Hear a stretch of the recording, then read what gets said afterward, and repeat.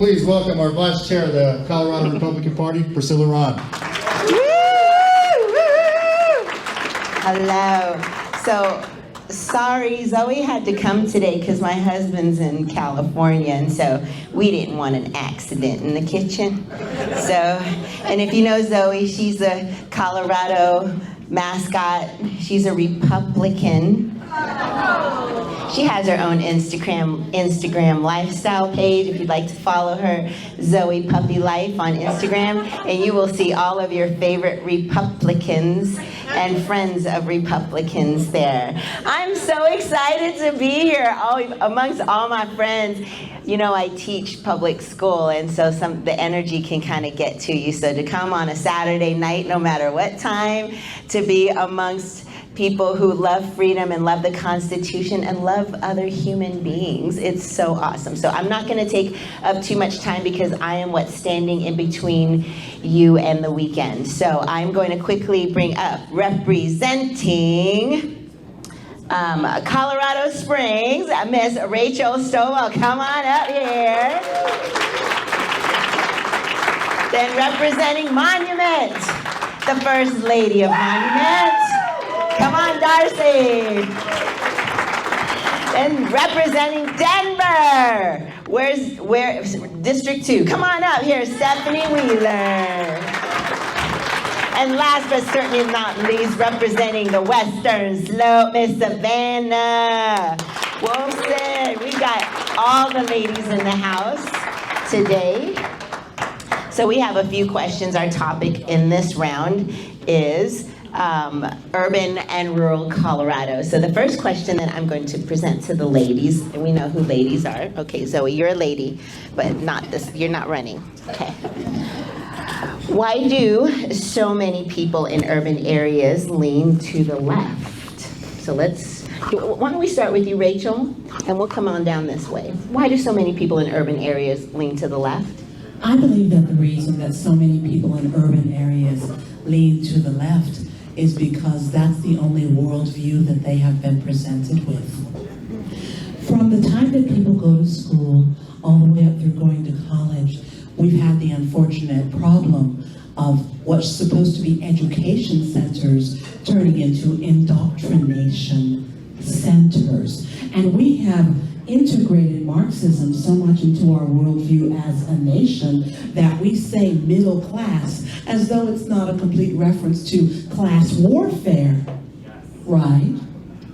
And so because that's become everyday to us, that's become everyday to people who are in urban centers. That's one reason. Second reason, many people who are in urban centers feel that things are unfair towards them. It's just something that's simply baked into the worldview, right? And they feel like things are unfair. What they haven't figured out yet is it is because they are completely uninvolved in all of the processes that would change their world. And so we need to do a better job of outreach to those people, particularly conservatives. By the way, friends, most minority people are lifestyle conservative. We need to do a better job of moving them over to where they will be both lifestyle, social, and politically conservative.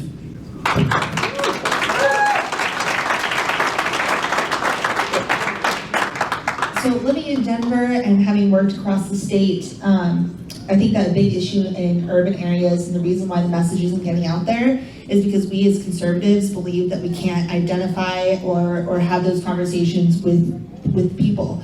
So there is an oversaturation of the progressive liberal ideology in urban areas, but there is a ton of opportunity for face-to-face conversations, and that's what we've forgotten. We've allowed the media to be perceived as the voice of the people, and we consume far more media in urban areas than we do just normal conversation with each other. Right now I'm working for one of the major 5 accounting firms in the globe, and it is hyper woke. They are very much encouraged to speak about their ideologies, and I think that that's what's happening in a lot of urban areas as well, is that the Democrats and progressives are encouraged to live out their politics every single day, whereas conservatism is not. And that's the time, this is the time right now to have courage and speak up and push back. Because every time that I've had very few doors slammed in my face, and I've had a lot of people ask me why. I'm a single mom of two young boys. I homeschool with the help of my parents. I recently graduated from the University of Denver. I'm 28 years old, so one of the youngest candidates running in Colorado right now. And these are all things that my community identifies with me. They see their children through my eyes, and I tell them there are no opportunities here. We have to fix that. And they are willing to listen.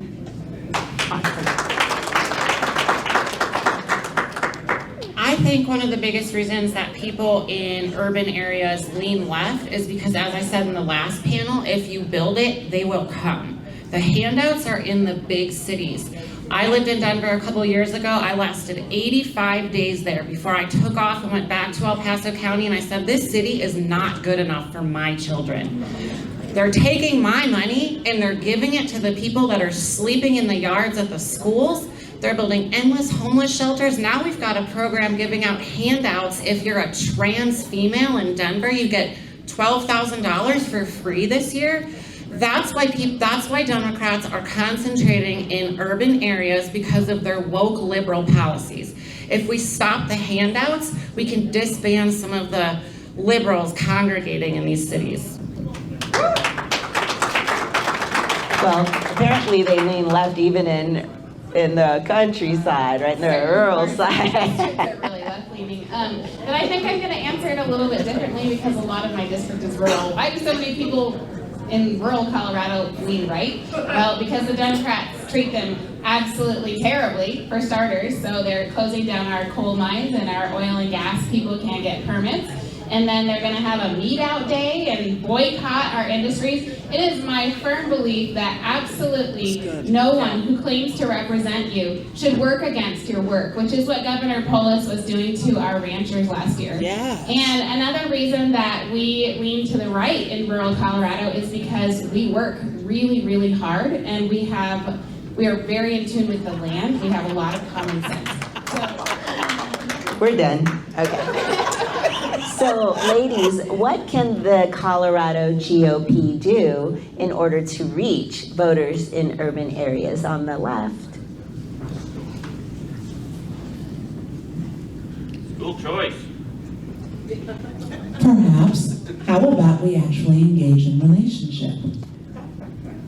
I know that seems like a strange idea, but in too many places, we have groups of people who never have any interaction with anyone who's not like them except at work. And we have the opportunity as the Colorado GOP to break that. We need to be going into every segment of our community. It's time for us to break out of only going to church and get on boards, commissions, planning things. It's time for us to get with nonprofits. It's time for us to volunteer. And it's time for us to be super proud and verbal about who we are too. If I have to go somewhere and someone's gonna argue with me about their pronouns, then dog it, I should be able to go somewhere and argue with somebody about the fact that I will not live like that. Good for you. Right? Matter of fact, I posted my pronouns on Facebook recently. I put queen, dogina, and diva. And I got 300 likes because people appreciated the fact that you're gonna respect me. So anyway, our way of reaching out, we have the opportunity and the most powerful way to reach out. Most people decide what they are voting, not from the stranger that comes and knocks on their door, but from their next door neighbor, or the person they're engaged with, or the person who is their friend. You know, let's take it back to like the Southern Baptist Conference. Anybody come from that? Yeah. How about we go back into friendship evangelism and we practice some across the state of Colorado and get intentional about being friends with the people who aren't like us. We could change the state. I would absolutely agree with that. Darcy said several times, build it and they will come. And I think that includes community events, that includes high engagement opportunities, that includes backyard barbecues and picnics at the park and block parties. People want to show up and they want to be around the people that they know are there anyway. I think especially in urban areas during the lockdowns, there's been this disillusion that we are now all in our own little bubble. And I've seen pretty low community participation overall in the events that used to happen all over Denver. You know, neighborhood picnics and 4th of July events, just horrendously low turnout. And we have to play a role in educating the public that it is safe and we are all here and we are here to talk to you. And it's difficult because as conservatives, when we say education, we want to pull out statistics, right? We want to talk about the truth and what is really happening, the reality. But unfortunately, there's been a very cognitive dissonance in urban areas particularly as to what truth is and how we interpret it and how we address it. So in order for us to address the truth that is, really turning the tide in our society today, we have to build those relationships first. And if we try to cut corners and shove truth down people's throats, all we're going to get is more pullback and more hate from the left. Well done. So I think that we need to work on bridging the actual divide between urban and rural areas. And what that looks like to me is we need to educate some of the rural voters, or the urban voters, about what's going on in their cities. Chances are, if you live in a liberal city, it's a disaster. I could use another word there, but I didn't. I had to stop myself. So we all know how Democrat-led cities are turning out, and we really need to get that message out there. The other thing is that we need to stop the statewide and nationwide attack on the rural voters. Chances are, if you ate something today, you need to thank one of our rural voters in Colorado. They're the ones producing the food. They're the backbone of our economy.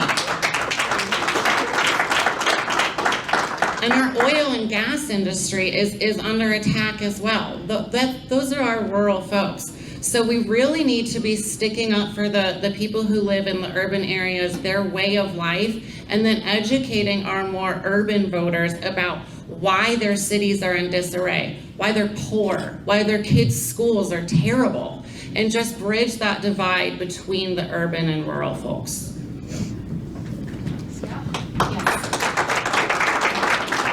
I appreciate that, Darcy, because part of the reason I'm running is to heal the rural-urban divide. My district is Route, Moffett, Rio Blanco, and Eagle County, so it is a mix of the suburbs and the urban and the rural. And I'm going to answer this one a little bit differently again because my outreach is a lot to rural voters, and I think that Colorado GOP needs to do a lot more on the Western Slope because that's where their base is. And a lot of the ranchers that I know have actually completely given up. And I'm just at the point where I'm like, why are we trying to convince people who are very hostile to us to vote for us? Why aren't we trying to get the people who already agree with us to the ballot box and make sure that we're doing outreach to those people and letting them know that we actually care about them? That's awesome. Man, I got a great panel of ladies up here because you guys are smart. Okay, sorry, hold on, I gotta open my. Okay. All right, ladies, my next question for you is, what issues are unique to rural Colorado? That's special for you. Okay, You kind of so- touched on it a little bit, but. Well, we do have a lot in common, like we're dealing with the fentanyl and a lot of crime, and housing is the #1 issue I hear about when I door knock. So we do have a lot of similarities, but we are facing wolf reintroduction and you guys are not. And the first piece of legislation that I want to introduce is to stop the so-called reintroduction of wolves onto the Western Slope because every single one of our counties voted no, and we are having it forced down our throats from people who have no connection to the land, who have no education. The wolves that they're supposedly reintroducing are non-native. They are about 50 to 100 pounds larger than our historical native wolf. And absolutely none of the people in Boulder are seeing the consequences of watching the animal that you love be chewed apart. Right. So obviously I'm urban, but I want to echo a lot of what you just said. There's a lot of duplicity that happens and distancing in urban areas from what the reality of rural Colorado is. I would love to see education in urban areas about rural Colorado. I would love to see 4-H programs coming in, doing expos in our parks, and for agriculture to take a stand in urban areas. In Denver, so my slogan for my campaign is Restore Denver, Save Colorado. And I hear a lot of this, oh, let Denver burn, right? Denver is bad already, just let it go down the sewer. But the truth is that Denver is the capital of Colorado. It is the heart of our state, and if we say that, then that's like the legs of the state telling the heart, we don't need you. And we know that that doesn't work. So we can restore Denver by bringing back a lot of those rural ethics and morals back into the city through education. And I've seen a lot of talk too in Denver about how, you know, we want to put on top of our buildings little landscape features and little gardens that make us feel good. But we want to turn rural Colorado into solar panels and wind turbines, which destroys ecology. It destroys and it's salting the land. And I wonder how many of those rooftop gardens can feed the people that actually live in that building. But these are issues that people are willing to talk about. And we have to bring rural issues into Denver and make that a reality again, because we can't continue to live in this bubble and let rural Colorado fight for just themselves.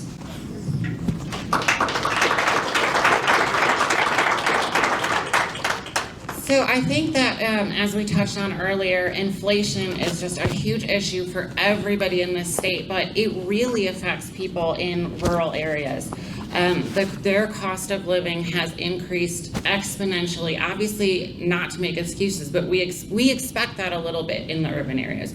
We don't expect it in rural Colorado. So I've heard from people who live out in rural areas that, for example, I need to repair a portion of my fence for my cows or they're gonna get out. But guess what? The cost of fencing is 17 times what it was last year, and I don't know how to get this done.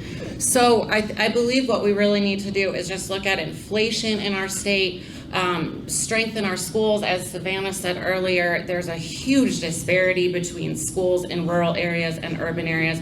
We can't keep treating rural people like they're our stepchild. We've got to do something better for them. What works in Denver doesn't work in Grand Junction. It doesn't work in Durango. So we really just need to listen to our rural constituents and figure out what they need, how to strengthen their communities, and also use some of the values that they already have. Obviously, we see a greater emphasis on family values out in rural communities.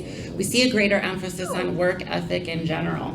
So how can we bring that? How can we hear what those voters are saying and how they live their lives? And how can we bring that to the cities to show our urban voters that being a Democrat kind of sucks and the Republican way of life is a lot better?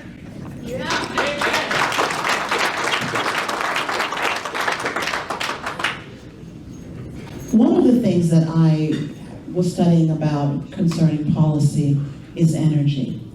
And what I have discovered in studying that, asking questions, and meeting with groups around the state is that our rural areas are having more problems with broadband internet and electricity in general. We're talking about the problems that could give us what Texas had. Raise your hand if you would like rolling blackouts. Wow, I don't see a single hand. So it is time for all of Colorado, rural or urban, to stand up to what's happening in these areas. It is wrong for any Coloradans to not have these services that they have already paid for with their taxes. It's just plain wrong. And as Republicans, we need to stand up and defend these folks in their rights and in their energy safety, because the lack of electricity can literally end your life during the winter time. And so I would like to see us bridge that divide by paying attention to the needs of the folks in these areas. And then the broadband problem, somebody is on something, at the Office of Broadband for the state of Colorado. Because they lying, telling y'all that we have 90%, internet access across the state. That's just not true.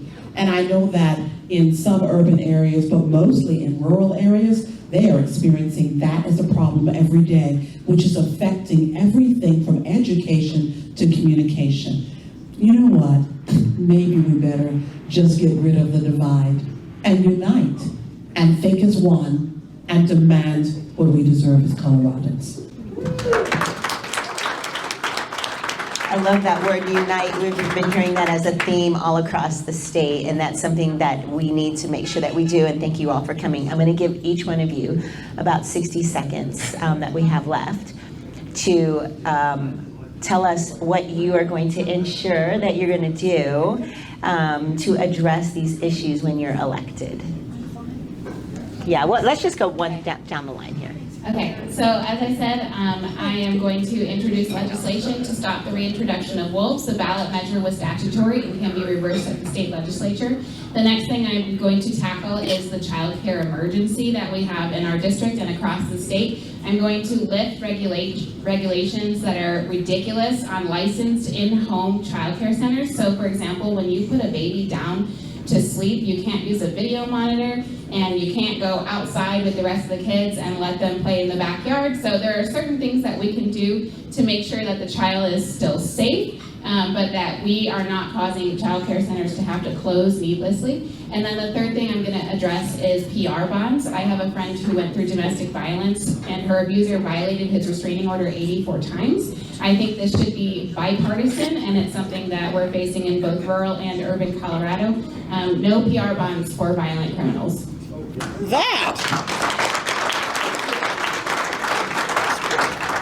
So the number one thing that I'm going to address through the legislature is accountability. Honestly, every conversation that we've heard across this entire event comes down to accountability and the people that are willing to hold the feet to the fire.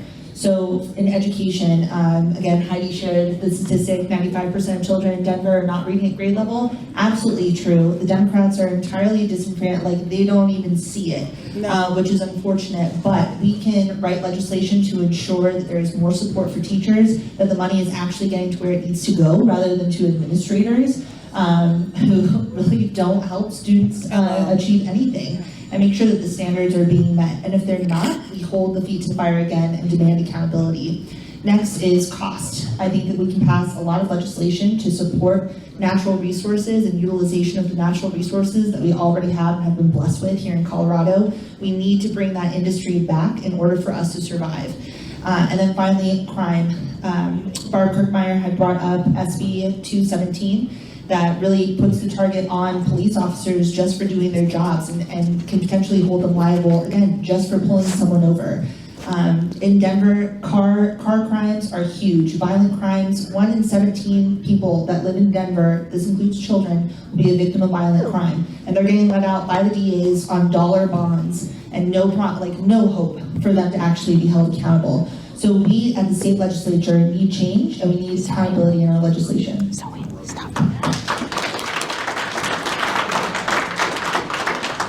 So I'm going to answer this question a little bit differently because I don't have any control over state laws this year.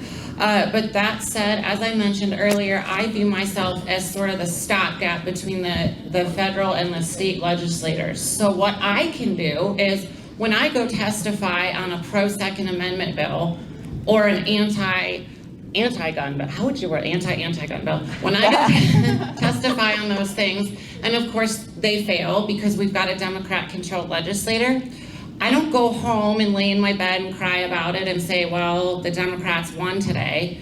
I go home and I go back to the drawing board and I say, what can I write or what can I pass in Monument that will protect my residents, that will protect their way of life? So I don't always look at things on a statewide level. I would love to for the most part, but that's not always possible. So when these woke education bills go through, again, I don't go home and say, oh, well, it's over. I look at ways to stop that stuff in the town that I live in. And that's something that all of you in this room can do. We don't just go home and say, okay, I lost today because the Democrats control the House and the Democrats control the Senate.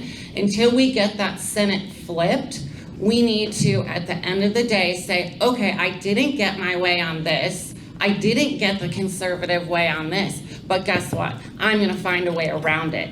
And that's what I do every day. Pray for me, because I go where angels fear to tread. I'm so done with Denver and the elites making these stupid laws that are driving up rental and housing costs. Yes.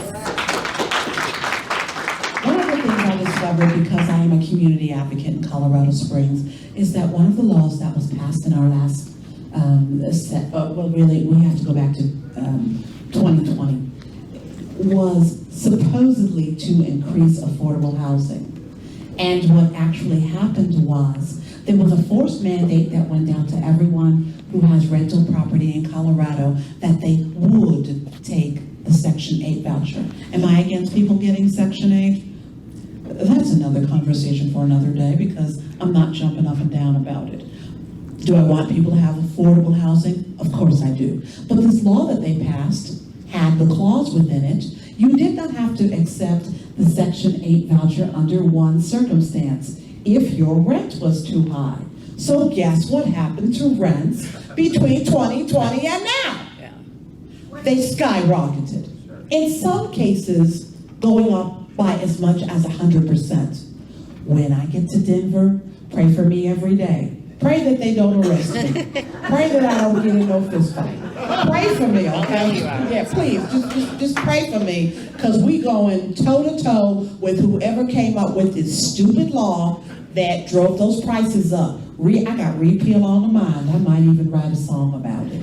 So that's the biggest thing, because in House District 17, and from what I can see all over Colorado, these sky-high prices on housing are driving people out of the state, people who would otherwise be contributing to what used to be a healthy economy. Second thing, and quickly, I just want to write anything that helps Coloradans recover from the idiot policies of COVID. Anything and everything, but especially things that help the business community recover. And for anybody watching, HD17 is open for business. We need new partners, and we want the prosperity that we see in the rest of this state. So we want to thank the Log Cabin Republicans for organizing such an amazing forum and bringing everybody together. And thank you to these beautiful women, strong, smart, intelligent women, and brave and courageous, and going out there every day. Thank you so much for running to represent your communities, and thank you all for coming. And so now I'm going to hand it over to Val. Or sorry, MC. Okay.